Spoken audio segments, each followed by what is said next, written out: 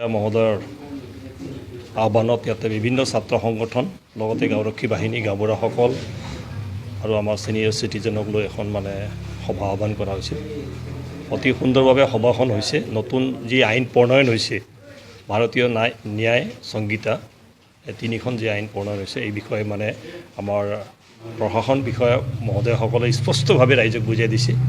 ৰাইজে হেপী। এতিয়া আমাৰ ৰাইজৰ এটাই কৰ্তব্য, আমাৰ যিমান গাঁওৰক্ষী বাহিনী ছাত্ৰ সংগঠন আমি ইয়াতে আহিছোঁ, আমি গাঁৱে গাঁৱে গৈ এই নতুন আইনৰ বিষয়ে আমি ৰাইজক বুজ দিব লাগিব। তেতিয়া ৰাইজে বুজি পাব ইয়াত ৰাইজৰ সেৱাৰ কাৰণে সুৰক্ষাৰ কাৰণে এটা সুন্দৰ এটা আইন বনাইছে। তাৰ কাৰণে আমি অসম চৰকাৰ ভাৰত চৰকাৰক ধন্যবাদ জ্ঞাপন কৰিছোঁ। যিখন আজি 1 তাৰিখৰ পৰা যিখন আইন প্ৰণয়ন হ'ল, সেইকাৰণে আমাক পানেই থানাত ভাৰতৰ বিষয় মহোদয়ে আমাক আইনখনৰ বিষয়ে বিতংভাৱে আজি আমাৰ গাঁওৰক্ষী বাহিনীৰ হলত সকলো ৰাইজক মাতি আনি সুন্দৰভাৱে বুজাই ক'লে।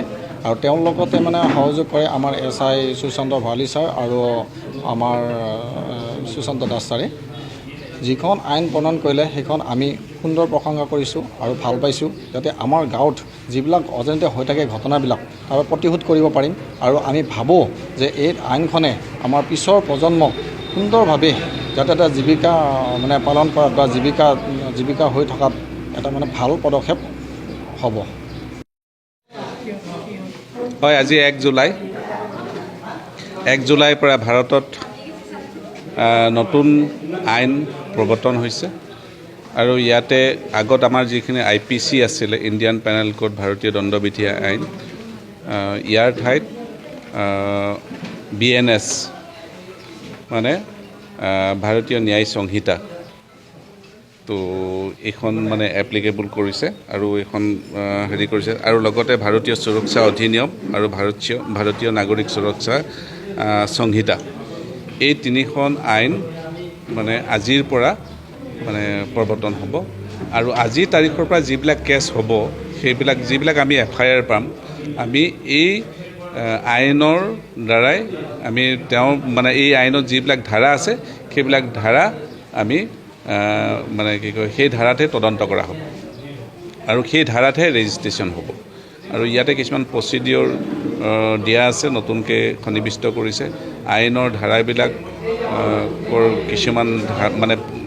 কিছুমান ধাৰা আগলৈ আনি তাক নতুনকৈ নাগৰিকৰ ভালৰ কাৰণে, ন্যায়ৰ কাৰণে খুব ধুনীয়া এখন আইন ব্যৱস্থা কৰিছে নাগৰিকৰ বাবে। আৰু সেই অৰ্থে আজি আমাৰ পানেৰী থানাৰ এলেকাত সমূহ গাঁওৰক্ষী বাহিনী, ছাত্ৰ সংগঠন আৰু লিডিং চিটিজেন আৰু চাহ বাগানৰ মেনেজাৰ কৰ্মকৰ্তা লগতে সমূহ দল সংগঠনৰ বিষয়ববীয়াসকলক আমি ইয়াতে মাতি এই আইনখন যে আজিৰ পৰা প্ৰৱৰ্তন কৰা হ'ব, কৰিছে, আজিৰ পৰা যে ইমপ্লিমেণ্টেশ্যন হ'ব, সেই বিষয়ে আমি সজাগতা কৰাৰ লগতে আমি ৰাইজৰ মাজলৈ ইয়াৰ বিষয়ে এটা মেছেজ পঠিওৱাৰ কাৰণে আজি এখন সভা পতা হৈছিলে। আৰু এই সভাখনত সকলো দল সংগঠন, ছাত্ৰ সংগঠনৰ পৰা আদি কৰি ছ'চিয়েল অৰ্গেনাইজেশ্যন, আমাৰ VDP, গাঁওবুঢ়া আৰু সকলো ছেকশ্যনৰ মানুহে আহি ইয়াতে মিটিংখনত উপস্থিত থাকি আমাক উৎসাহ যোগাইছে। ভাল লাগিছে যাতে ৰাইজৰ হৈ আমি ন্যায় দিয়াৰ ব্যৱস্থাত আমি যাতে সকলোৱে মিলি এখন আমাৰ ভাৰতৰ এই আইনখনৰ জৰিয়তে আমি নাগৰিকক সুৰক্ষা কৰিব পাৰোঁ, সেই বিষয়ে অলপ সকলোৰে উৎসাহ উদ্দীপনা পায় বা সহযোগ পায়, ভাল লাগিছে। এতিয়া মই আপোনালোকক ন্যায় এইটো যিটো আইনটোৰ কেইখন কথা কৈছোঁ। আগতে এটা 511টা ছেকশ্যন আছিলে। যেতিয়া আমাৰ ল'ৰ কোনোবাই যদি পঢ়িম বুলি ভাবেও তাৰ কাৰণে বহুত 511টা মুখস্থ কৰিব লাগিব, পাহৰি যায়। ধৰক আপোনাৰ এক্সপিৰিয়েঞ্চ হ'লে মনত থাকিব, তেওঁ প্ৰথমতে শিকিবৰ কাৰণে সময় লাগিছিল। আৰু এটা কি হ'ল, আগৰ আইনখন এটা ব্ৰিটিছ টাইমত লিখাটো, তাহাঁতে ইংলিছটো কমপ্লিকেটেড ইংলিছ লিখিছে, কমপ্লেক্স ইংলিছ লিখিছে। ধৰক নট উইথ ষ্টেণ্ডিং উইথ কিবা ধৰক টান শব্দ ইনডাইৰেক্টলি শব্দবিলাক ব্যৱহাৰ কৰিছিলে। এতিয়া আমাৰ পঢ়াৰ সহজৰ কাৰণে এটা চিধা সৰল শব্দত লিখিছে।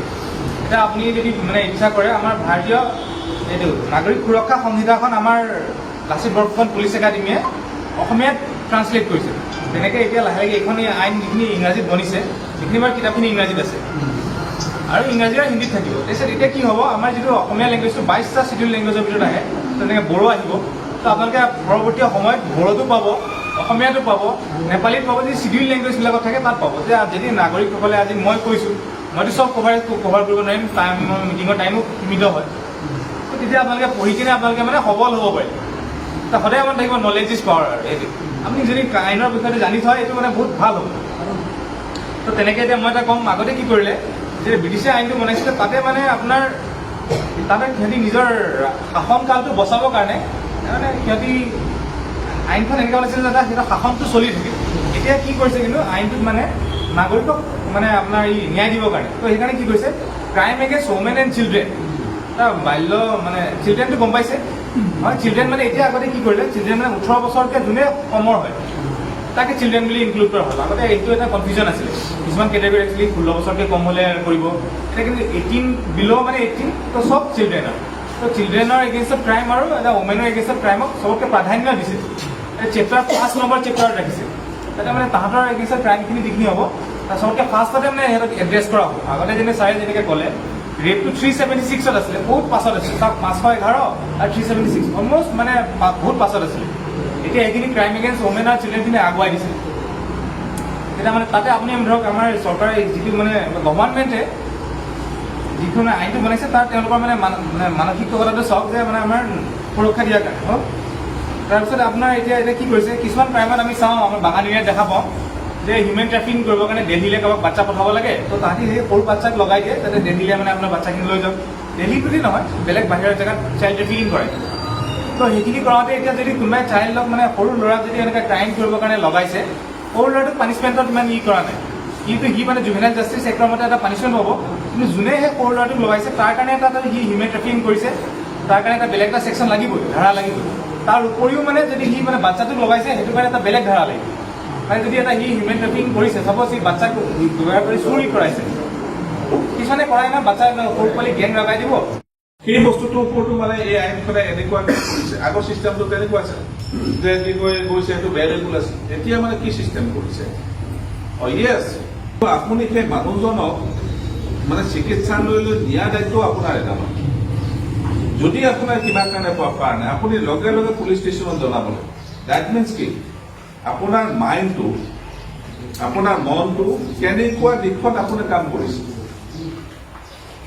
মানৱতাৰ দিশত কাম কৰিছে নাই। যদি কৰা নাই, আপুনি যদি পলাইছে, মৰিলে মৰক, মই যেনে পলাব লাগে মোক যাতে পুলিচে নাপায়, যদি সেইটো কৰিছে তেতিয়াহ'লে সেইটোক 10 বছৰলৈকে পানিছমেণ্ট ব্যৱস্থা কৰিব। তাৰ মানে কি, মানে আপুনি হিট এণ্ড ৰান কেছবিলাকত সেইটো হৈছে। আমাৰ সদায় মানে দৈনন্দিন জীৱনত আমি বাইকখন লৈ ওলাই যাওঁ, কোনোবাই স্কুটিখন লৈ ওলাই যায়, কোনোবাই নিজৰ কি কয় কাৰখন লৈ ওলাই যায়। কিন্তু এইবিলাক যেতিয়া ওলাই যাওঁ আমি এইবিলাকত ফেচ কৰোঁ যে মোৰ যে এক্সিডেণ্ট নহ'ব এনেকুৱা নহয়, মই চলাই যোৱা গাড়ীখন যে এক্সিডেণ্ট নহ'ব এনেকুৱা নহয়। কিন্তু আপোনাৰ নাগৰিক হিচাপে প্ৰথম দায়িত্ব আৰু কৰ্তব্য থাকিব লাগিব। য়েছ, যদি আপোনাৰ দুৰ্ঘটনা হৈছে, হ'ব পাৰে, মেবি বিভিন্ন কাৰণে হ'ব পাৰে, ৰোড মানে কি কয় ৰোডত ডাঙৰ হ'লৰ কাৰণে হ'ব পাৰে, স্পট হ'ল থকাৰ কাৰণে, ৰোডৰ যদি কিবা মানে কি কয় টেকনিকেল ডিফেক্টৰ কাৰণে হ'ব পাৰে, ক'ৰবাত ছিগনেল নথকাৰ কাৰণে হ'ব পাৰে, বিভিন্ন কাৰণে হ'ব পাৰে।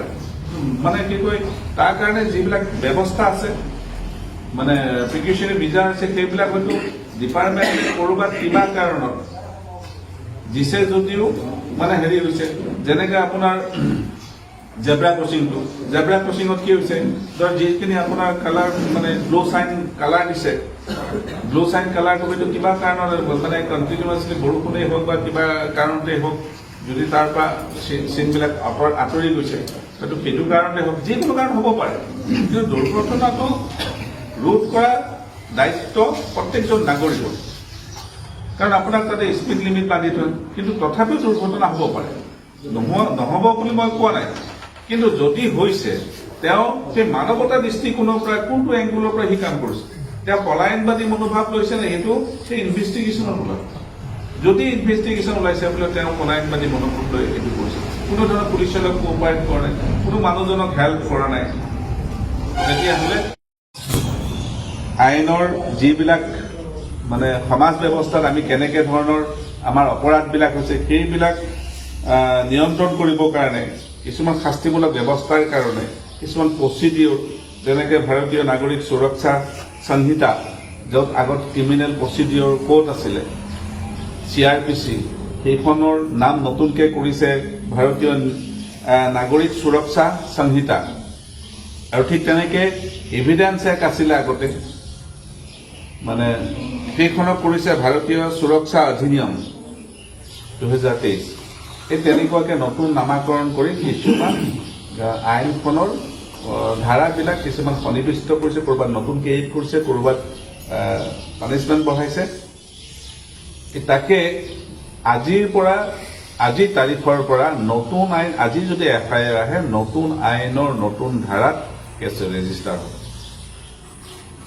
সেইখিনি মানে আপোনালোকক জনাবলৈ কাৰণে আমাৰ পুলিচ ষ্টেচনৰ এৰিয়াত নাগৰিকে যাতে জানিব পাৰে তাৰ মানে সকলোৱে যাতে গম পায় DVA পত্ৰই বা ক'ৰবাত নিউজে চিউজে আপোনালোকে পেপাৰে পত্ৰই পঢ়ি আছে যে কি কয় 1 জুলাইৰ পৰা এনেকুৱা আইন প্ৰৱৰ্তন হ'ব কিন্তু আইনখননো কি তো শুনিয়ে আছে আপোনালোকে আইনখন কেনেকৈ কি হ'ব কোনখন আইন কেনেকুৱা বদলিছে কি হৈছে তাৰে এটা চমু আভাস আপোনালোকৰ আগত দাঙি ধৰা উদ্দেশ্যে আজি মিটিংখন পতা হৈছে আৰু উদ্দেশ্য এইটোৱেই যে নাগৰিকে ৰাইজে সকলোবিলাক বিষয় আইনৰ বিষয়বিলাক জানিলে বা কি হৈছে পৰিৱৰ্তন কি হৈছে এইবিলাক জানিলেহে আপুনি গাঁৱৰ কোনোবা এজনক বা আপোনাৰ ওচৰ চুবুৰীয়াক বা কাৰোবাক জনাব পাৰিব আৰু সেইটো মেছেজ আপোনালোকৰ জৰিয়তে আমি আজিৰ তাৰিখত জনাবলৈ বিচাৰিছোঁ মানে এই মিটিংখন পতাৰ উদ্দেশ্য লক্ষ্য এইটোৱেই যে নতুন আইনৰ লগত চিনাকি আজি এই সভাত উপস্থিত থকা আমাৰ সমূহ গাঁওৰক্ষী বাহিনীৰ সম্পাদক সভাপতি মুখ্য সদস্যবৃন্দৰ লগতে ছিনিয়ৰ চিটিজেন আৰু আমাৰ এই সভাত উপস্থিত থকা বাগান মেনেজাৰ আৰু কৰ্মকৰ্তাসকল আৰু আজি এই সভাত থকা সাংবাদিক বন্ধুসকল আপোনালোকে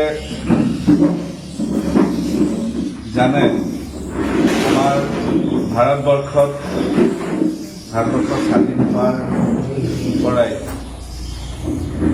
আমাৰ কিছুমান আইন আমাৰ যিবিলাক অপৰাধীৰ বিৰুদ্ধে আইন তৈয়াৰ কৰা হৈছে আৰু সেই হিচাপে সেই প্ৰচিডিঅ'ৰ মতেদি শাস্তিৰ বিধান দণ্ডৰ বিধান দিয়া আছিলে আপোনালোকে জানে যে আগত শুনিছিলে মাৰ্ডাৰ কৰিলে 302 লাগে ৰেপ কৰিলে 376 লাগে এনেকুৱা কিছুমান মানে আপোনালোকে ছেকশ্যন আইনৰ কিছুমান ধাৰা এইবিলাক শুনিছিলে আপোনালোকে শুনিছিলে এনেকুৱা বোলে এইটো মানে বেইল দিব নোৱাৰে ইয়াত কোৰ্টৰ পৰা জামিন ল'ব লাগিব জামিন নহয় কিছুমান জামিন হয় এনেকুৱা বিভিন্ন ধৰণৰ আজিলৈকে আপোনালোকে ইমান বছৰে এই আইনৰ ধাৰাবিলাকৰ লগত আপোনালোকৰ চিনাকি হৈ আছিল বা আপোনালোকে গম পাইছিলে সময়ৰ পৰিৱৰ্তনৰ লগে লগে মানুহৰ মানে ক্ৰাইম নেচাৰবিলাক চেঞ্জ হৈছে টেকনিকবিলাক চেঞ্জ হৈছে মানুহৰ চিন্তাধাৰাবিলাক চেঞ্জ হৈছে মানুহে নতুন নতুন প্ৰযুক্তিৰে আগবাঢ়ি গৈছে ঠিক তেনেকৈ ক্ৰাইমবিলাক নতুনকৈ আহিছে যেনেকৈ ধৰক আপোনালোকে আগত মোবাইল চলোৱা নাছিলে এতিয়া মোবাইল চলাই বিভিন্ন এপছবিলাকত আপোনালোকে তাৰ সুবিধাবিলাক লৈছে তাতো কিছুমানে অপৰাধ কৰিবলৈ লৈছে ঠিক তেনেকুৱা যে টেকনলজি যিমান ডেভেলপ হৈছে মানুহৰ ক্ৰাইম কৰাৰ যিবিলাক ছিষ্টেম সেইবিলাকো হেৰি হৈছে আগৰ দিনত আপোনালোকে হয়তো শুনিছিল ভেৰগাঁৱত নতুন আইন সম্পৰ্কীয় সজাগতা সভা পানেৰী আৰু ডিমাকুছী আৰক্ষী থানাত ভাৰতীয় ন্যায় সংহিতাৰ সজাগতা সভা ভাৰতীয় আইন ব্যৱস্থাত থকা পুৰণিকলীয়া ভাৰতীয় দণ্ডবিধি আৰু ফৌজদাৰী কাৰ্যবিধি ধাৰাৰ বিলুপ্ত কৰি সমগ্ৰ দেশজুৰি আজিৰে পৰা কাৰ্যকৰী কৰা হৈছে ভাৰতীয় ন্যায় সংহিতা ধাৰা